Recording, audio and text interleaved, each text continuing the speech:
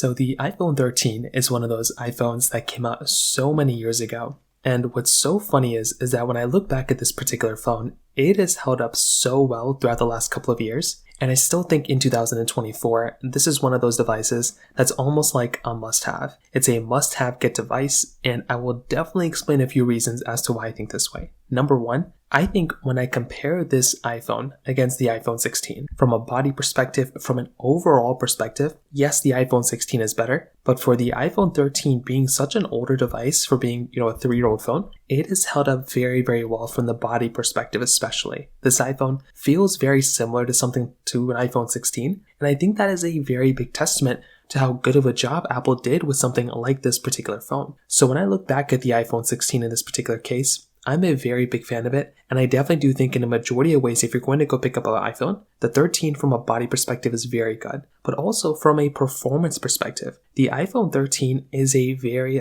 very fast phone still. It has the Apple A15 Bionic chip with 4GB of RAM, and when I look at something like the iPhone 13, this iPhone, for its chipset, for its performance, for its everything across the board, it still is a fairly fast phone. Now, clearly the iPhone, 13 isn't as fast as the iPhone 16 Pro or 16 Pro Max, but it still is a very good performing device, and for a lot of ways in which it matters, I do think a phone like one of these ones would give you a really good perspective on how good of a phone these things still hold up, in terms of comparing it to the iPhone 16s and 16 Pros. Now, I definitely do think on top of those things, another very big asset for these types of phones too is the fact that both of these phones, whichever one you're going to look at, are also giving you a very, very good experience when it comes down to the whole entire camera side. Both of these iPhones are still giving you very good performing cameras. Well, the 13 or 13 mini, whichever one you're going to get. The dual wide angle ultra-wide cameras are still holding up very, very well. And I definitely do think from that perspective as well, that's another very good, phone.